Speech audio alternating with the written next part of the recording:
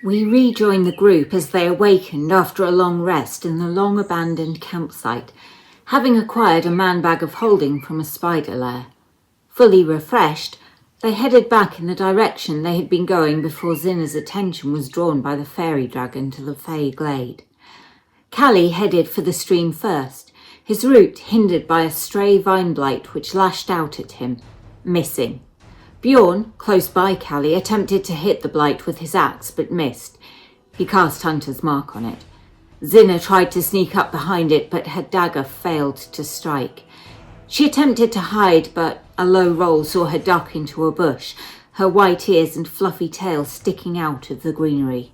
Callie was next to attack, a good whack with his sword dealing a substantial amount of damage. Cora also decided to opt for a dagger attack, the first missing, but the second hitting the blight. Enraged, the creature grappled Bjorn. Rather than try to escape, he hacked at it with his axe. It splintered into a dead heap on the ground, and the rest of the group were able to gather on the bank of the river.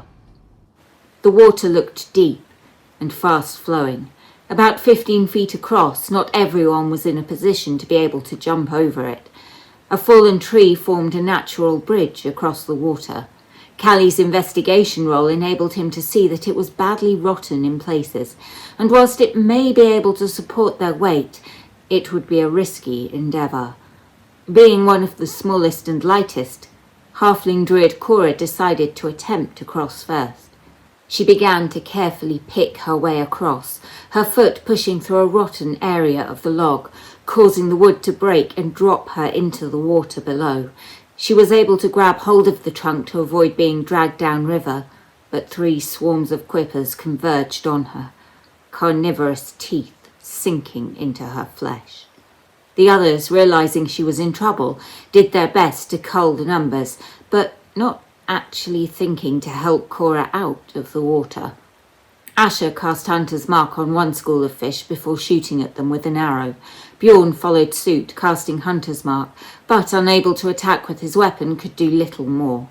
Zinna used her bow to shoot before making her way onto the rotten trunk.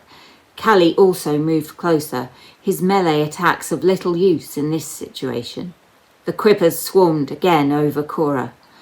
Bleeding heavily, she was unable to cling onto the tree, and after casting Cure Wounds on herself, she attempted to throw a magic stone, taking a few of the fish out as she began to drift downstream. Further vicious bites rendered her unconscious, and then an auto-crit led to 2 failed death saves. Realizing the danger she was in, the party began to panic. Asher again fired an arrow, skewering several more of the creatures. Bjorn cast Bless on Cora, Asher and Zinna, dropping his Hunter's Mark in the process. Zinna used her psychic daggers to strike the fish again, but all 3 swarms were still at least partially alive. Callie had been getting his rope out and tying a lasso in it whilst the others attacked the fish. He threw it, successfully snaring Cora and using his quick toss manoeuvre to yank her onto the bank.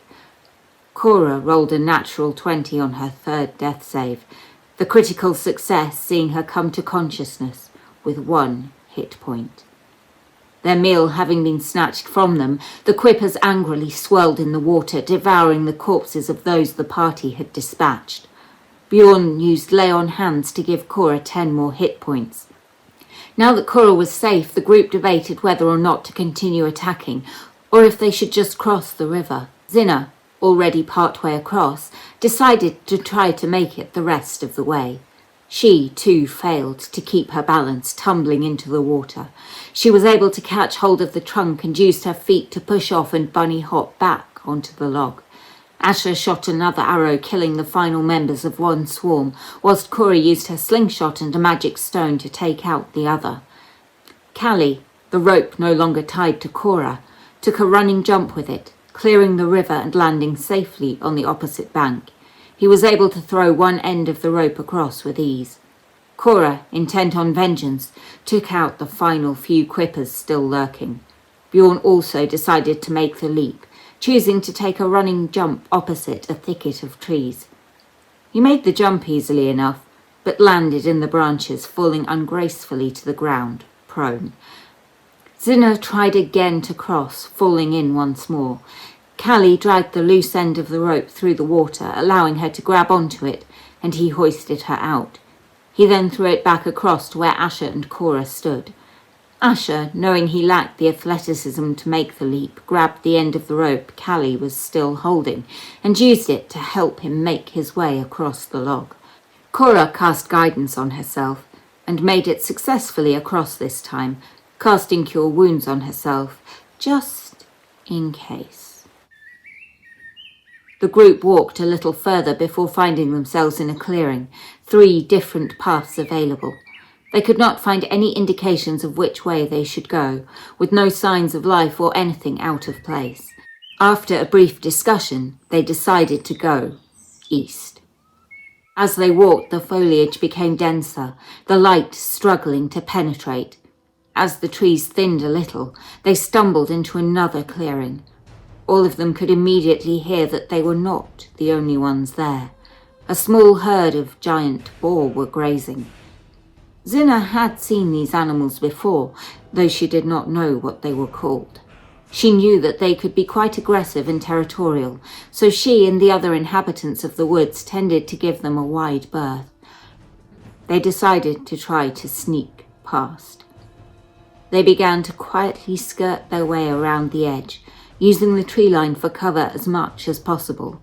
Even Bjorn in his plate armor was just about able to keep quiet enough to pass undetected. It was Callie, large and shiny in his armor, who drew their attention, as one of the boar had been moving slowly in their direction whilst they were talking, rooting about on the forest floor. It tried to charge, but Callie managed to duck behind the trees, causing it to lose momentum.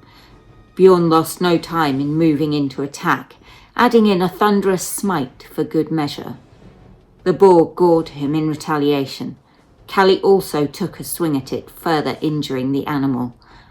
A second boar, drawn by the noise, came charging in, this one hitting Bjorn hard enough to knock the dwarf unconscious. Zina, creeping into the trees, fired her short bow at the second boar as a third member of the herd came into the fray, but was too far away to be able to attack. Yet, Cora attacked the first boar with her slingshot and then a magic stone. As the imbued pebble struck right between the eyes, the dazed boar went momentarily cross-eyed before falling heavily to the ground, dead. Bjorn rolled his first death save, failing. Callie tried to keep the attention of the boars on him and away from his fallen comrade. Asher used his hunter's mark and shot with his bow. Zina took another shot from the safety of the trees. Cora, who had by now joined her there, popped out to use her slingshot, followed by a healing word on Bjorn. Bjorn, finding himself conscious but prone, stood up and ran away. Callie continued to use a combination of his sword and hand axes to attack, felling the second one as the 2 remaining members of the herd were drawn to the commotion. They were no match for the group as they felled them all in quick succession. Not wanting to hang around, they hurriedly made their way to the east. Not wanting to hang around, they continued hurriedly towards the east, finding themselves somehow in a strangely familiar clearing. They decided to take a short rest. Cora took out her bagpipes and with a performance roll of 18, somehow managed to play a soothing tune on them. After an hour, they decided to continue on their way, this time taking the most southern path. They had not gone far as twilight began to fall when they came to another area where the trees were sparser. Callie investigated the area first and spotted an oddly dressed humanoid male appearing to be hiding amongst the undergrowth. He whispered to Cora, suggesting that as she was a druid, perhaps she might have more in common with him. She peeked in the direction indicated by Callie and noted that whilst the figure did indeed seem to have some druidic elements to his appearance, she could tell that he wasn't a druid in the traditional sense. Cora called out a greeting, and the man stepped into full view. "What are you doing here?" Cora informed him that they were lost and asked if he could help. "Probably not." Cora attempted to introduce herself and ask his name. His eyes narrowed. Were you lot just killing giant boars? Before Cora could fully explain that they had only been defending themselves, he became much more aggressive. You're wearing leather. A creature died for that. Taken aback, Cora replied that it had already been dead. Meat is murder. We must defend the animals of this forest. He took a slingshot and fired a lump of tofu at her, hitting her in the face. He followed this up with a magic stone as several more wild forest vegans popped out of hiding. It was time to roll initiative. Again. The first to attack was Callie, striding up to the nearest forest vegan and slashing him brutally. The lead vegan attempted to cast heat metal on Callie's weapon, but Callie was able to keep a tight grip on it despite the pain. The vegans used their tofu-loaded slingshots and magic stones to attack Callie and Cora, the one who had just been slashed attempting to cast Hold Person, giving Callie a lecture on the benefits of a vegan lifestyle. Callie was able to resist the diatribe. Bjorn charged in on the already injured vegan, hitting him with a mighty swing. He decapitated the vegan, taking the head and biting off the ear, before hurling the head at the other vegans. The ear had an unusual texture in his mouth. And then he realized it was soy. Another vegan cast heat metal again, this time on Bjorn's axe. Bjorn announced he had dropped his axe on the ground after decapitating his last kill. Fair enough. A thorn whip shot out, grabbing the axe and pulling it out of his reach. Zinna attempted to sneak up on her target, her stealth no match for his natural perception. She slashed at him, hitting but without her sneak attack bonus. Asher, now out of arrows, had no choice but to draw his short swords and try to get up close and personal. The fight continued, the vegans flinging out tofu, magic stones and healing words on one another, whilst the party did their best to hack and slash. Cora wild-shaped into a wolf, a smart move since the vegans would not attack an animal. As a result, Callie bore the brunt of their vitriol. He missed with his sword, but a well-thrown hand axe took another vegan down. This was the one who had just cast Moonbeam on Bjorn, who was now having to make attacks with his crossbow. A third vegan was soon brought down. And this is where the tale must pause for now. Oh, I know. I hate to stop mid-combat too. But at least it gives you a reason to come back next time to see how things play out.